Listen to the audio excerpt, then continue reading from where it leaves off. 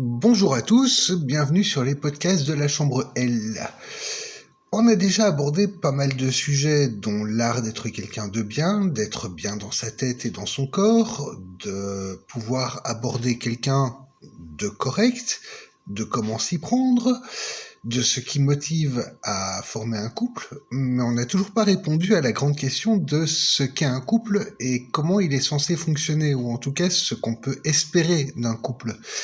Et c'est la grande question qui va nous intéresser dans ce podcast. Donc, on peut parler de couple dès que deux personnes se sont trouvées par un intérêt, ou même plusieurs, c'est mieux, qui sont dits communs.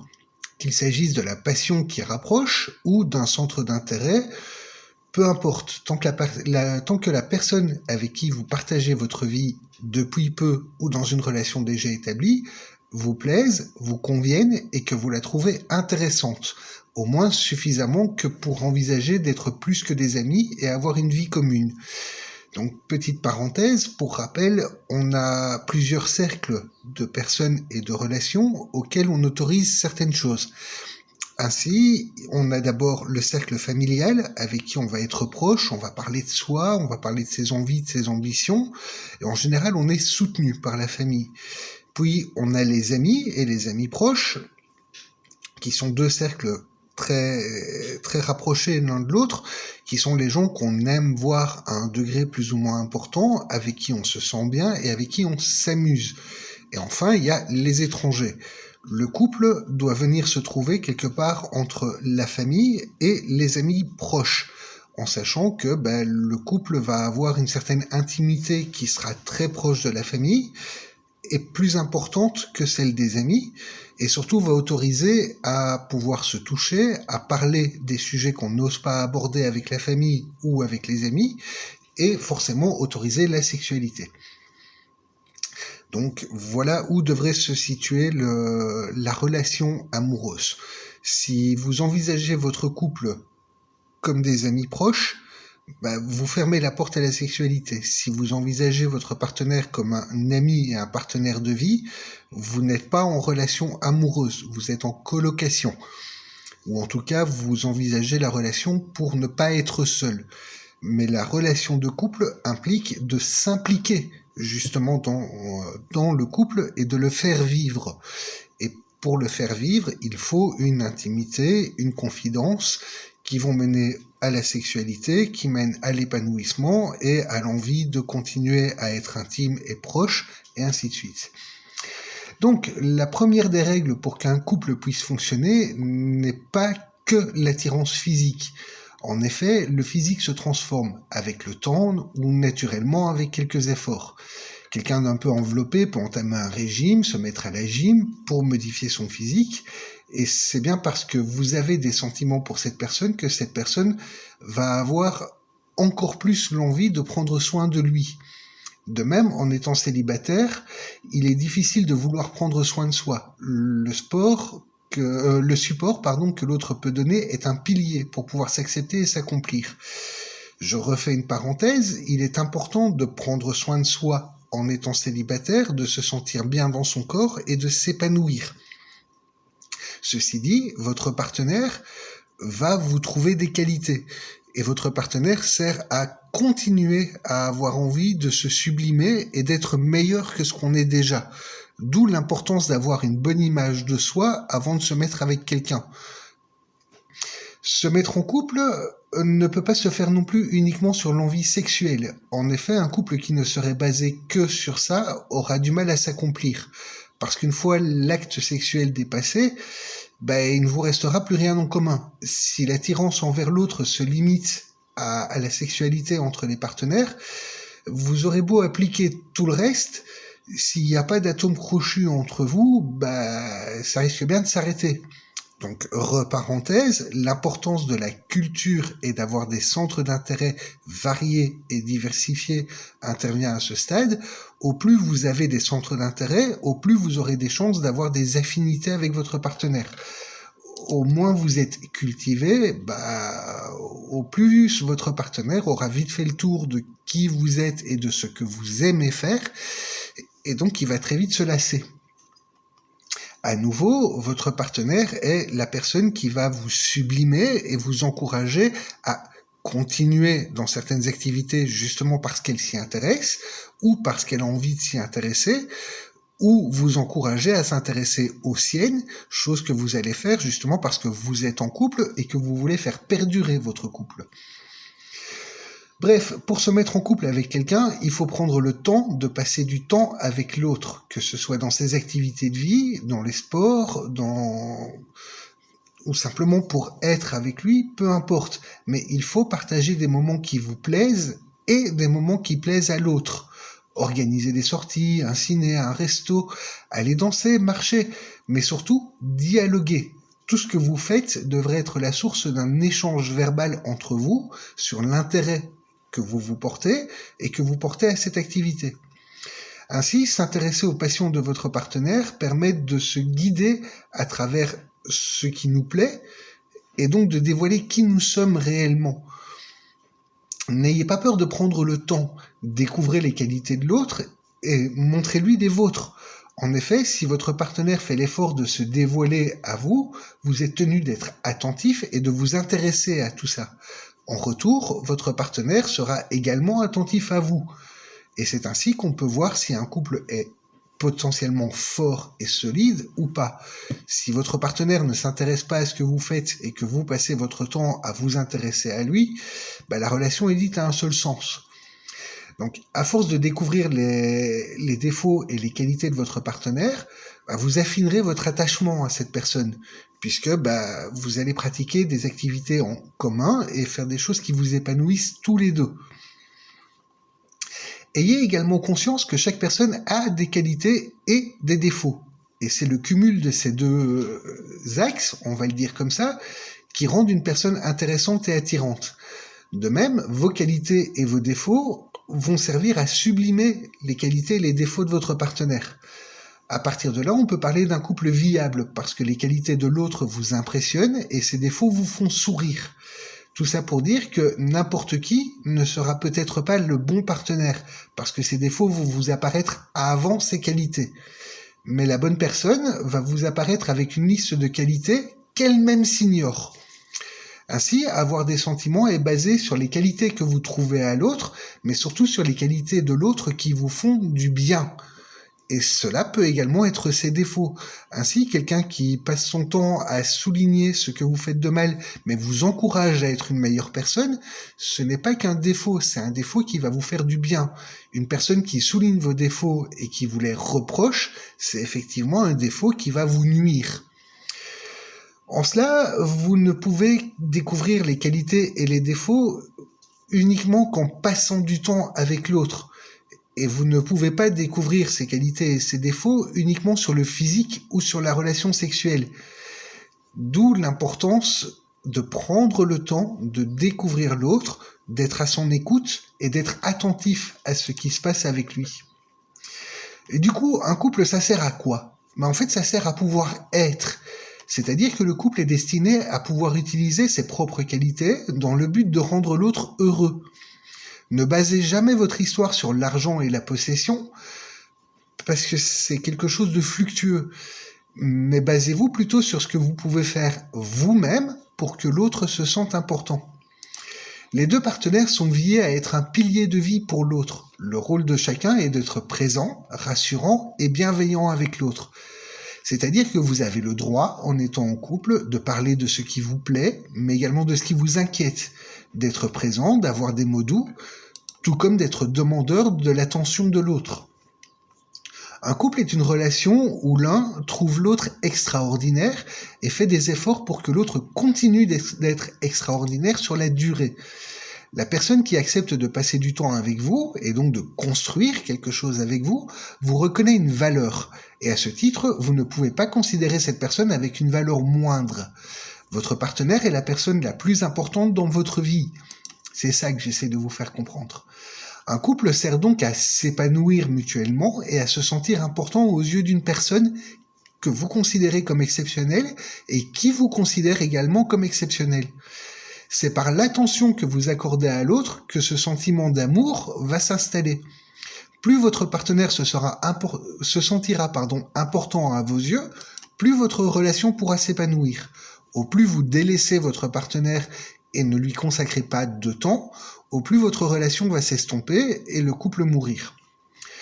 Pour se sentir important, vous aurez donc à charge de reconnaître ouvertement les qualités de l'autre, que ce soit son art de cuisine, sa manière de s'habiller, ce que l'autre écoute au niveau musical, ses centres d'intérêt, comment il les pratique. Mais ce n'est pas suffisant, vous devez y participer d'une manière active. De même, si vous laissez à l'autre l'ensemble des charges, par exemple la cuisine et la vaisselle, l'autre ne pourra pas se sentir important puisqu'il fait tout. Si vous ne faites que le regarder et qu'en plus vous vous permettez de critiquer, ça va pas le faire. Par contre, si vous encouragez votre partenaire à faire la cuisine parce qu'il est doué, parce que vous aimez bien ce qu'il prépare et que ça vous fait plaisir de le voir cuisiner, faites l'effort de mettre la table et de faire la vaisselle. Ainsi, vous partagez la tâche et l'autre se sent valorisé et pas juste l'objet qui va faire la cuisine et servir de lave-vaisselle. Vous voyez l'idée ? Ainsi, on va prendre quelques situations plus ou moins variées. On va commencer par un jeune couple. Prenons Monsieur X et Mademoiselle Y, qui se donnent rendez-vous à un endroit à une heure précise. D'accord, on n'est pas à quelques minutes près, mais un principe important est d'être ponctuel et donc à l'heure. Si vous arrivez avec un quart d'heure de retard, c'est déjà mal parti. Parce que l'heure d'arrivée au point de rendez-vous n'est pas l'heure de départ de chez vous. Si l'autre fait l'effort d'être à l'heure, ce n'est pas pour vous attendre, mais bien pour passer du temps avec vous, et un temps relativement important. Donc si vous arrivez avec un quart d'heure, 20 minutes ou une demi-heure de retard, c'est déjà tout ce temps-là que l'autre aura eu envie de passer avec vous qui passe à la trappe. Si vous savez que vous serez en retard, prenez le temps de prévenir. Mais en règle générale, l'autre s'attend à avoir suffisamment d'importance à vos yeux pour que vous soyez à l'heure, voire même un peu en avance. Donc, reprenons nos deux tourtereaux. On va dire que mademoiselle, a pris le temps de se choisir une tenue qui la met en valeur, de se maquiller et de se faire belle. Ce n'est pas pour rien. Si le jeune homme ne souligne pas et ne remarque pas ces détails par une allusion quelconque, la demoiselle, elle va déjà commencer par noter ça dans un coin de sa tête.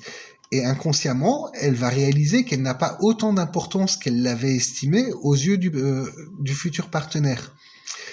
Également, elle va considérer que le temps qu'elle a passé à se faire belle ne compte pas, et donc que ses efforts ne sont pas valorisés. De même, si le jeune homme arrive avec un vieux jeans et un t-shirt troué, la demoiselle va être déçue et considérer qu'elle n'est pas suffisamment importante pour que monsieur ait daigné se faire beau.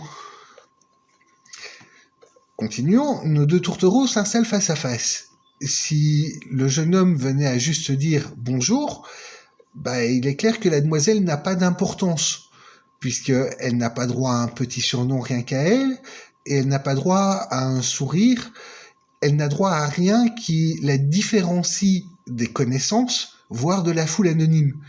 Ainsi, dire « bonjour ma puce »,« bonjour ma belle »,« bonjour ma douce » va démontrer un intérêt que le garçon porte à la demoiselle et signifier que la dite demoiselle est plus importante qu'une simple connaissance, voire qu'un ami, même si on apprécie de le côtoyer.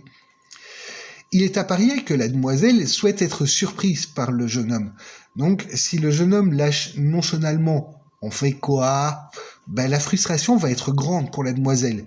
Par contre, si le jeune homme demande « qu'est-ce que tu as envie qu'on fasse ?», là, ça prend directement un autre sens. En effet, qu'est-ce que tu as envie de faire ? C'est donner le pouvoir à l'autre et donc s'effacer par rapport à ce que le couple pourrait faire. Dire qu'est-ce qu'on fait implique les deux partenaires et implique le dialogue de se mettre d'accord sur ce qui va se passer. Et le « on fait quoi ?» signifie que si je suis ici, c'est pour tuer le temps et en fait, j'en ai rien à foutre. Donc voilà. Ainsi, même dans le doute de ce qui va occuper le moment où les deux tourtereaux vont être ensemble, la demoiselle a suffisamment d'intérêt pour avoir droit à exprimer ce qu'elle a envie de faire. Monsieur lui demande ainsi son avis et compte le prendre en considération. Admettons qu'ils vont prendre un verre en terrasse, ou n'importe quoi d'autre, peu importe. Si monsieur passe le trajet à marcher à côté de la demoiselle, c'est déjà pas mal. Mais s'il lui tient la main, c'est encore mieux. Tout comme une fois installé, s'il se plonge dans le regard de la demoiselle et qu'il souligne ses qualités, ou qu'il a simplement les paroles disant qu'il est content d'être avec elle, c'est une preuve d'intérêt. Par contre, s'il passe son temps à regarder la rue, les murs ou la carte du menu, ou pire, de s'intéresser à toutes les autres personnes, sauf à la demoiselle qui a accepté de passer du temps avec lui, elle risque d'être méchamment déçue. Et il va de soi qu'au moment de se quitter, elle aura une très mauvaise appréhension sur une future rencontre. D'où l'importance d'être accessible et attentif à la personne avec qui on va passer du temps pour construire un couple. Ainsi, si vous avez souligné les qualités de l'autre et vous lui avez signifié que vous êtes heureux d'être avec, il serait bon de préparer la prochaine rencontre, en rappelant justement que le moment passé a été agréable et joyeux et que ce serait très agréable et encore plus joyeux de recommencer au plus tôt. On va prendre des gens un peu plus âgés pour un autre exemple. On va dire qu'ils vivent ensemble et qu'ils ont tous les deux un travail, ce qui va permettre d'avoir un bon contraste avec nos deux jeunes qui ont l'occasion de se voir plus ou moins régulièrement et qui vivent chez les parents ou qui sont encore scolarisés. Ainsi, madame revient du boulot avant monsieur. Elle prend le temps de ranger le lieu de vie, donc l'appartement, la maison, elle prépare la table et se met à la cuisine. Admettons, monsieur rentre, crie bonjour depuis l'entrée, se dirige vers la cuisine, ne regarde pas ce que la dame fait, se prend un verre et part en ligne droite s'écrouler dans le divan. Madame risque bien de se sentir mise de côté et uniquement d'être la bonne à tout faire. Alors on va revenir un tout petit peu en arrière. Monsieur rentre du boulot, crie bonjour, mademoiselle prend la peine de répondre, déjà, par exemple en ajoutant qu'elle est dans la cuisine. Monsieur va s'y rendre pour prendre un verre, mais dans la foulée, il va s'arrêter, la prendre dans ses bras, lui faire un bisou dans le cou ou l'embrasser, et s'intéresser à ce qu'elle prépare à la cuisine. Lui faire remarquer dans la foulée que ce qu'elle prépare sent très bon, lui souligne que ça lui ouvre l'appétit, va vers le frigo, se sert un verre et lui demande ce qu'elle voudrait boire dans la foulée.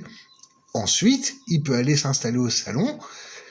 La notion de respect envers son partenaire est déjà bien différente. De même, une fois que madame sort de la cuisine avec les plats, se mettre à table spontanément, et pas quand c'est la pub ou la fin du programme télé, est déjà beaucoup plus gratifiant pour la cuisinière qui pourra constater que sa cuisine fait bouger. Et il n'y a rien de plus frustrant que de devoir arracher quelqu'un à une activité superficielle, comme regarder la télé, pour qu'il s'intéresse à ce que vous venez de faire. Ainsi, si monsieur prend le temps de faire un compliment sur le plat, peu importe que ce soit trop cuit, fade ou n'importe quoi, la cuisinière, donc madame ici, va se sentir importante. À l'inverse, s'il ne dit rien et qu'il mange en silence, ou pire, en faisant des bruits de mastication, celui-ci démontre le peu d'intérêt qu'il a pour sa partenaire, pour ce qu'elle a fait, et pire, son attitude constitue 2 critiques acerbes adressées directement à la demoiselle. Et pourtant, on peut envisager qu'elle s'est donné du mal, et pour préparer la table, et pour cuisiner. En fin de repas, si monsieur se lève et retourne devant la télé en laissant tout en plan, je vous laisse imaginer comment madame va se sentir. Par contre, s'il prend la peine de débarrasser et de faire la vaisselle, madame aura déjà le sentiment que les tâches sont partagées, et donc d'être plus que la bonne à tout faire. Qu'est-ce que je veux vous expliquer avec ça ? C'est qu'un couple sert à se soutenir, c'est-à-dire à vivre, à être, mais pas à être la bonne, le bouche-trou ou simplement le colocataire. Alors on va continuer.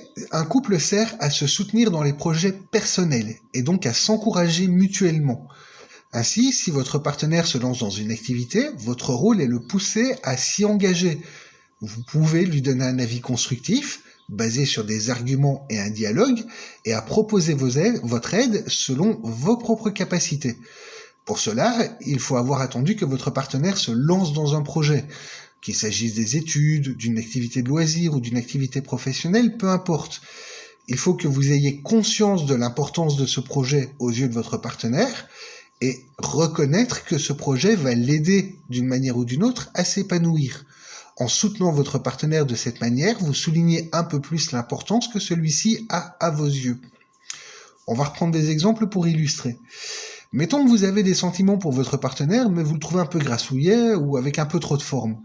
Comme expliqué, le physique peut changer. La mauvaise attitude serait de souligner constamment que cet état vous gêne. La bonne attitude serait de demander à votre partenaire d'y faire quelque chose. Parfois, ça peut être de faire un régime, de faire du sport. Malheureusement, c'est toujours une espèce de critique gratuite qui ne va rien apporter au couple. Vous lui avez juste signifié que c'est pas cool qu'il soit gros ou grassouillet. La meilleure attitude serait de proposer à l'autre d'aller faire du sport ensemble ou de suivre le même régime, tous les deux. Et dans ce cas-là, vous accompagnez votre partenaire dans sa démarche, qu'il sera alors beaucoup plus enclin à réaliser. Évidemment, vous devriez souligner les efforts que votre partenaire fait en acceptant la proposition et en s'y rendant. Et ainsi, vous l'encouragez à persévérer. Il s'en sentira grandi et il pourra réaliser que vous vous intéressez à son évolution et pas juste au résultat, ce qui serait purement égoïste. Parlons de sexualité. Beaucoup de personnes n'osent pas sortir des sentiers battus, ou plus simplement de ce qu'ils connaissent et donc de ce qu'ils ont déjà fait. Si votre partenaire prend le pli d'essayer de nouvelles choses, sous-entendu des nouvelles positions ou des nouveaux jeux érotiques, encouragez-le et ne le repoussez pas sous prétexte que vous n'avez jamais essayé ce qu'il propose. Surtout, évitez d'être négatif avec lui quant au résultat. Ainsi, si vous ne connaissez pas, ne présumez pas que vous allez ne pas aimer ce qui va se passer. Au final, vous n'en savez rien tant que vous n'avez pas essayé. Vous pouvez avoir un doute, mais soyez toujours enclin à essayer et à découvrir les choses plutôt qu'à refuser de but en blanc, soit par peur du résultat, soit par peur tout court de ne pas aimer. Si Rome ne s'est pas construite en un jour, il est concevable que votre partenaire ait besoin de pratique pour maîtriser des idées et des envies. Donc si vous lui proposez quelque chose, soyez progressif et acceptez que votre partenaire puisse avoir peur de la globalité de ce que vous proposez, mais accepter d'y aller à petite dose et de découvrir étape par étape. Si vous trouvez qu'il prend mal les propositions que vous faites, proposez-lui de vous renseigner ensemble sur ce que vous lui proposez et laissez-le s'exprimer par rapport à cela. Également, laissez-le découvrir ce qu'il ignore par lui-même et relancer la discussion sur la base de ce qu'il a trouvé comme information. Et dans tous les cas, aidez-le à s'épanouir en soulignant ses tentatives et non ses échecs. Si on parle de passion, par exemple faire des maquettes ou du dessin, peu importe quoi, soulignez le résultat et l'évolution de cette passion plutôt que de laisser votre partenaire se débrouiller avec, et surtout de le laisser seul dans son coin. Je ne vous dis pas qu'il faut être intrusif, mais ayez un compliment judicieux. C'est-à-dire que si votre partenaire fait, on va dire, de la peinture, admettez qu'elles peuvent être de plus en plus belles, de plus en plus réalistes, ou que ces réalisations sont de plus en plus complexes et réussies. Et si vous souhaitez vraiment être positif, soulignez ce qu'il a raté, ou moins bien réussi, et comment il a progressé par rapport à la dernière fois. On va reprendre notre couple de petits jeunes, et on va imaginer que monsieur veut supporter sa madame. Il va l'aider à réviser, on va dire ses cours, sans s'acharner sur le fait qu'elle ne retient rien, que c'est compliqué, qu'elle n'arrive nulle part, qu'elle fait des erreurs, mais bien en l'encourageant, en lui rappelant que si cette matière est un peu plus complexe, d'autres lui sont aisées. Et il en va de même pour l'aide dans les devoirs ou la préparation d'un examen. En ayant un langage positif, vous soulignez l'intelligence et la pertinence de l'autre à agir. Si vous rabâchez que c'est long, qu'il faut toujours tout refaire, qu'il faut tout réexpliquer, et que ça vous prend un temps monstrueusement long et ennuyeux, vous donnez à votre partenaire le reflet de l'échec qu'il va avoir. Or, un couple est censé se donner l'image de la réussite, et c'est cette réussite, donc le support que vous apportez à l'autre, que l'on recherche en se mettant en couple. Encore plus quand on est jeune. C'est ce qui aide à avoir une bonne image de soi. Les profs sont en général là pour souligner les échecs, donc votre partenaire, lui, devrait être là pour souligner vos réussites et vos essais pour réussir, et vous apporter une certaine balance et un certain équilibre, et ainsi vous aider à vous construire. On va reprendre notre couple d'adultes et admettre que l'un des deux cherche un nouvel emploi. L'attitude classique serait de souligner que l'emploi actuel ne convient pas et de se morfondre sur le fait qu'il faille censé remonter le moral de l'autre pour qu'il affronte une nouvelle journée dans un job de merde dans lequel il n'est pas apprécié et qu'il n'aime pas ses collègues, et revenir pour avoir une épaule qui supporte la mauvaise humeur qui est la conséquence d'un boulot qui n'est pas agréable. Bah non. Non et non. Si votre partenaire est dans cet état, préférez l'encourager dans la recherche d'une fonction qui lui convienne, en soulignant les domaines d'activité dans lesquels il brille et dans lesquels il pourrait s'épanouir. Aidez-le à visualiser le job qui lui conviendrait et soulignez comme il serait heureux dans une autre fonction. Allez jusqu'à l'aider à éplucher les petites annonces, parce que vous connaissez votre partenaire et vous pouvez lui suggérer des emplois qui lui conviendraient. Encouragez-le quand les réponses tardent à venir ou qu'elles sont négatives. Ce n'est pas votre partenaire qui n'est pas qualifié pour changer de boulot, mais bien la personne qui lui a répondu qui n'aura pas su jauger sa valeur correctement. Donc il est plausible que vous puissiez l'aider à revoir son CV ou à revoir ses lettres de motivation.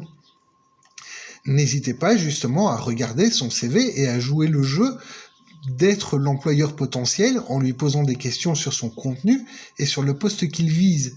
Vous l'aiderez ainsi à se préparer, à évoluer.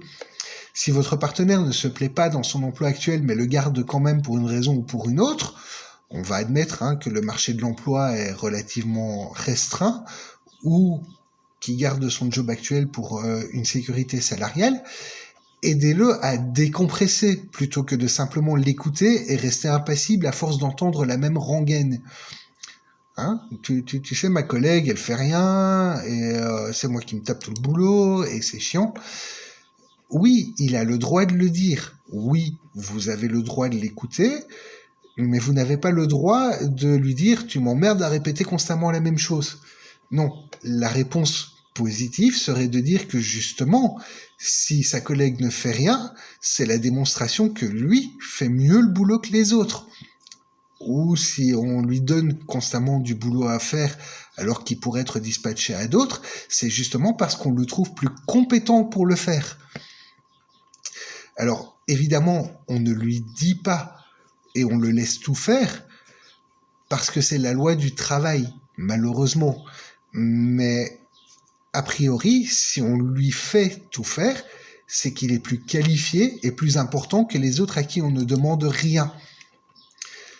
Admettons maintenant que votre partenaire souhaite créer son emploi. Bien des gens le laisseraient se débrouiller, voire iraient jusqu'à souligner le temps que ça prend de mettre ce genre d'activité en place. Préférez justement le faire parler de sa future activité. Jouez le jeu de poser plein de questions, prenez connaissance de ses projets et apportez votre point de vue. Soulignez également le bénéfice d'avoir cette activité en place, de la mettre en place et de comment votre partenaire va s'épanouir en faisant ce qu'il aime. Par exemple, si votre partenaire est caissier en grande surface, qui est un job routinier et vraiment peu gratifiant, et qu'il prépare un projet de vente de produits artisanaux d'une manière ambulante, par exemple, on va dire ça, la bonne réaction serait de s'intéresser à ces produits, essayer de voir quels sont les producteurs qu'il veut contacter, comment il veut les contacter, quel serait le prix de vente, et jouer le jeu d'être un client intéressé par cette activité qui va se mettre en place. Également, intéressez-vous à comment il compte présenter son activité, ses produits, et donc en parler à ses futurs clients et générer la vente. Ce que je veux vous faire comprendre ici, c'est qu'un couple sert à positiver la vie de tous les jours. Vous êtes au final le soutien moral et affectif de votre partenaire, au même titre qu'il est le vôtre, si tant est que vous dialoguiez de vos attentes et de vos envies. Si vous acceptez d'inclure votre partenaire à votre vie, votre couple est sur une bonne route. Si au contraire vous gardez les choses pour vous et ruminez sans avoir le soutien que vous devriez avoir obtenir de l'autre, l'autre se sentira impuissant à côté de vous et n'aura qu'une envie, c'est d'envisager de mettre un terme à la relation parce qu'elle ne lui apporte rien. Il n'est pas intéressant à vos yeux et il n'est pas digne de partager ce que vous avez en tête. Et du coup, on peut attendre quoi de son partenaire ? En fait, la reconnaissance. Si vous aidez votre partenaire à se sentir fort dans ses démarches, et ce, quelle qu'elle soit, votre partenaire va rayonner à côté de vous. Et c'est ça votre récompense. On dit d'un partenaire qu'il rayonne quand il sourit, quand elle recherche votre compagnie et qu'il se sent bien près de vous. Également, vous le saurez quand il viendra spontanément vous parler de ce qui le tracasse, de ses envies et surtout de ce qui le rend heureux, ou plus simplement à son sourire et à son envie d'être, d'exister lorsqu'il est près de vous. À l'inverse, si vous négligez votre partenaire, celui-ci va s'éloigner de vous pour rester dans sa bulle et dans sa zone de confort, d'où vous vous excluez vous-même par votre attitude en le repoussant. Il va de soi que si vous invitez votre partenaire à se confier à vous et à puiser chez vous la force qu'il lui faut, celui-ci va s'attendre à une réciprocité de votre part. Donc vous aurez le choix de notifier à votre partenaire le bien qu'il vous fait en se confiant à vous et de vous confier à lui en retour. Si vous n'avez pas cette attitude, votre conjoint finira par se demander s'il vous apporte réellement quelque chose ou si vous ne faites que le supporter. Or, un couple existe pour s'apporter des choses positives, et ce, quelles qu'elles soient et à quelque degré que ce soit. Et comme personne n'est devin, si vous ne dites pas à votre partenaire comment il vous rend heureux et comment il vous aide à vous accomplir, il n'en saura jamais rien. Et il pourrait bien se sentir un frein dans votre vie, voire un boulet plutôt qu'une aide.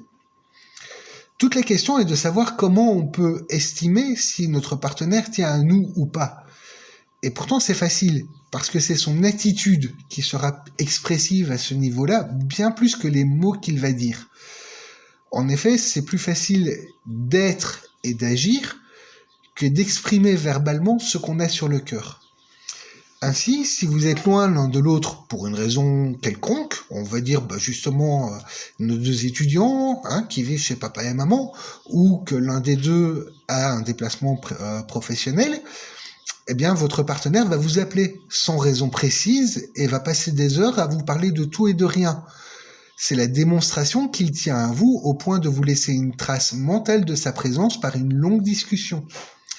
Si vous êtes dans la rue ou dans un lieu public, si votre partenaire passe son temps à vous regarder en vous dévorant les yeux, qu'il a toujours un petit mot doux à vous glisser à l'oreille, c'est encore une trace de l'importance que vous avez pour lui. S'il parle de vous autour de lui, à ses amis et à ses connaissances, c'est encore une trace de votre implication dans sa vie et donc dans ses sentiments. Lorsque vous êtes au travail et que vous recevez un texto de la part de votre conjoint, prenez le temps d'y répondre. En effet, la vitesse à laquelle vous le ferez sera le reflet de l'importance qu'a votre partenaire à vos yeux. Alors, je ne vous dis pas qu'il faut plaquer la réunion dans laquelle vous êtes pour répondre au texto, mais si vous avez le temps d'y répondre, répondez. Et si ça doit attendre que vous preniez une pause café, dites-lui dans votre réponse que vous étiez occupé et que vous avez pris le temps de prendre un café pour pouvoir lui répondre. Vous comprenez la différence entre les deux ? De même, si vous passez votre temps à dévorer les gens des yeux au lieu de prendre en compte votre partenaire, c'est que celui-ci passe après la foule anonyme. Si vous cherchez à écouter les conversations des autres, ou si vous vous intéressez à ce qui se passe autour de vous plutôt qu'à ce que votre partenaire vous dit, c'est que votre partenaire n'est pas aussi intéressant que cela pour vous.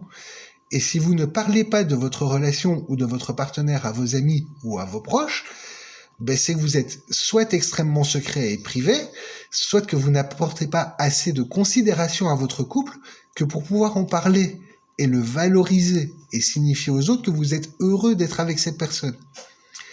D'une manière générale, tant que vous pouvez souligner les qualités de votre partenaire avant de penser à ses défauts, c'est que vous êtes dans la bonne dynamique et donc que votre conjoint vous renvoie une bonne image de vous et de votre couple. Il nous reste à parler des défauts qui vont nuire au couple et qu'il faudrait effacer le plus rapidement possible. ici, on va les survoler, on y reviendra un peu plus tard. La jalousie, qui est le pire des défauts qu'on peut avoir. En fait, on est jaloux de ce que les autres ont ou sont. C'est-à-dire que si vous êtes jaloux quand votre partenaire regarde les autres personnes, en réalité, vous êtes jaloux de l'attention que votre partenaire porte aux autres vis-à-vis de l'attention qu'il vous porte à vous. Toute la question est, est-ce que vous faites quelque chose pour attirer et garder son attention ou non? Est-ce que vous vous intéressez suffisamment à lui pour qu'il soit plus attiré par vous que par les autres? Être jaloux et faire une crise de jalousie sans se remettre en question va juste confirmer à votre partenaire que vous ne ferez aucun effort, mais mettez en avant le moindre regard qui ne vous est pas adressé. Dans l'autre sens, si vous regardez les autres plus souvent que votre partenaire, demandez-vous ce qu'il manque à votre demandez-vous ce qu'il manque à votre partenaire pour garder votre attention et parlez-en. Si vous ne trouvez aucune réponse et n'arrivez pas à en parler, demandez-vous pourquoi vous êtes en couple avec cette personne, puisque visiblement ce sont d'autres personnes qui vous attirent et non la personne qui est en face de vous. La honte. La honte de demander quelque chose, que ce soit d'acheter quelque chose, de faire quelque chose, peu importe. La honte est un manque de confiance en soi et en l'autre. D'une part, vous n'assumez pas avoir des envies et vous refusez le droit de les exprimer, et d'autre part, vous refusez que votre partenaire vous fasse des cadeaux de peur de voir que son implication grandit par les cadeaux qui sont faits. Ainsi, avoir honte de demander quelque chose, c'est vous refuser de vous exprimer et de dire « j'ai envie de ceci », et avoir honte d'accepter un cadeau, c'est refuser à votre partenaire la démonstration de ce qu'il ressent pour vous. Et c'est dommage, parce que demander ou accepter que l'autre fasse, et ne pas avoir honte de demander ou de laisser l'autre agir, c'est la démonstration de l'attention que vous portez à votre partenaire et que votre partenaire vous porte. Donc voilà, en gros, si vous refusez que votre partenaire puisse s'impliquer dans ce que vous faites parce que vous avez honte de le laisser faire, ça revient à lui dire « non merci, je ne veux pas de ton affection et de ton attention ». Ainsi, ne pas oser parler de quelque chose qui cloche dans la relation ou d'une situation quelconque revient à exclure votre partenaire de la relation et à lui refuser le droit de s'exprimer sur le pourquoi de cette chose cloche dans votre relation. Alors que le dialogue, et j'insiste sur le dialogue, et non aligner les reproches ou le monologue, qui sont des choses bien différentes, donc le dialogue qui implique que l'autre puisse répondre et se justifier mène à une remise en question. Et il revient à dire à l'autre que vous acceptez que la situation puisse évoluer. Tandis que si vous refusez le dialogue, vous indiquez à l'autre que vous ne voulez pas remédier à la situation qui pose problème. Et si vous refusez le dialogue, vous signifiez à votre partenaire que le problème est plus important que lui. Et vous êtes conscient que le problème va nuire à votre couple, et en refusant d'en parler, vous manifestez à votre partenaire que le couple n'est pas si important que ça, puisque vous refusez d'en parler. La peur, elle se manifeste en ne faisant rien. Par exemple, en ne téléphonant pas à votre partenaire quand il est absent, en omettant d'envoyer un texto ou en oubliant de laisser un mot doux sur la table du déjeuner. Tout cela revient à dire à l'autre qu'il n'a pas d'importance à vos yeux. Et pourtant, c'est con, parce que avoir peur de s'exprimer envers son partenaire revient à lui dire que j'ai peur de comment tu vas réagir, de la réponse que tu vas me donner, et j'ai peur de te perdre. Mais en ne faisant rien, vous allez installer cette peur, et vous allez signifier à l'autre qu'il n'est pas important. En tout cas, pas suffisamment que pour outrepasser la dite peur. Céder à tout, donc tous les désirs de l'autre, que ce soit en matériel ou en demande, c'est la démonstration que vous êtes prêt à vous effacer devant votre partenaire et que votre avis, votre opinion et vos propres envies n'ont aucune importance. Or, c'est la conjoncture de ce que vous voulez et de ce que votre partenaire veut qui fait que les sentiments ont une importance. Donc vous ne pouvez pas céder à tout constamment.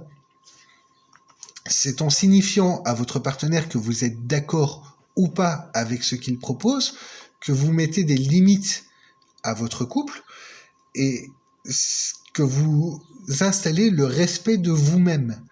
Alors, il ne faut pas avoir des limites qui soient trop restrictives, il faut accepter que votre partenaire puisse vous demander des choses, mais les choses doivent se faire d'une manière progressive, surtout si le couple est récent, les envies et ce à quoi vous cédez doivent se faire d'une manière équilibrée. Enfin, nous l'avons dit, le tactile et l'affectif sont la démonstration des sentiments. Si vous ne ressentez pas le besoin de toucher l'autre, de le tenir dans vos bras et donc d'avoir un contact physique, duquel on va exclure dans un premier temps la relation sexuelle, c'est un cruel manque dans votre relation et votre partenaire pourra douter de vos sentiments réels à son égard.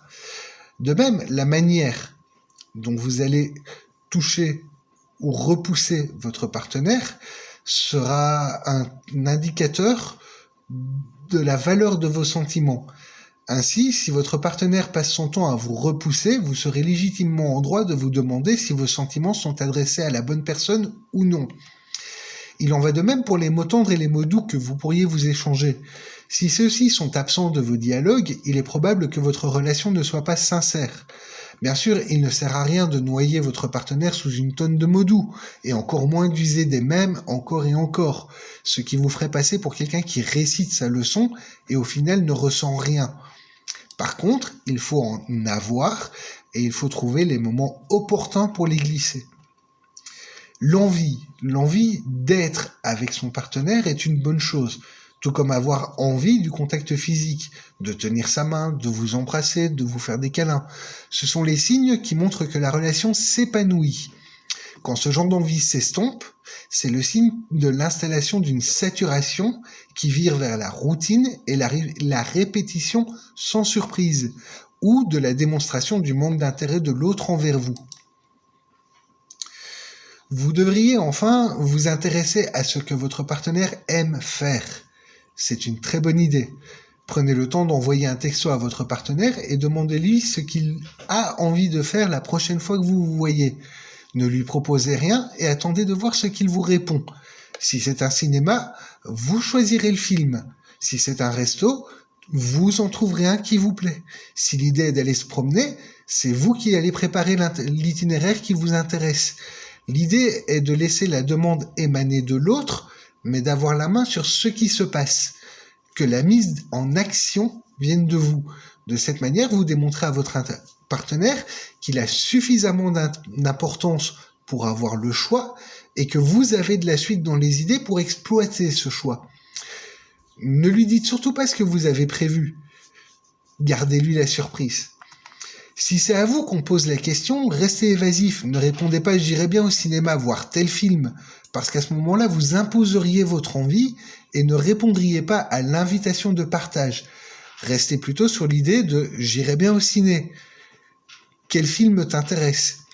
Ceci permettra de découvrir les envies et les centres d'intérêt de votre partenaire.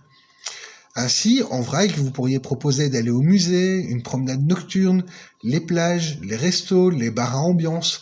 Et comme pour chacune des activités présentées, prenez du plaisir à les faire. Acceptez que l'autre s'y intéresse, s'intéresse à vos envies pour pouvoir les accomplir à sa sauce, y ajouter sa plus-value. Vous seriez surpris des initiatives que votre partenaire pourrait dévoiler et il est plus que certain que vous allez apprendre sur ses goûts et ses envies et ses passions. N'hésitez pas bien sûr à renvoyer la politesse en proposant à votre tour de laisser l'autre choisir la thématique de la rencontre suivante. Et il vous appartiendra d'être créatif selon la base que vous aurez eue en réponse. Voilà, ça c'est comment on construit un couple qui a vocation à s'épanouir. Je vous donne rendez-vous dans le prochain podcast. N'hésitez pas à laisser des commentaires, j'y répondrai avec un grand plaisir. Et je vous souhaite une très bonne journée à tous. Épanouissez-vous!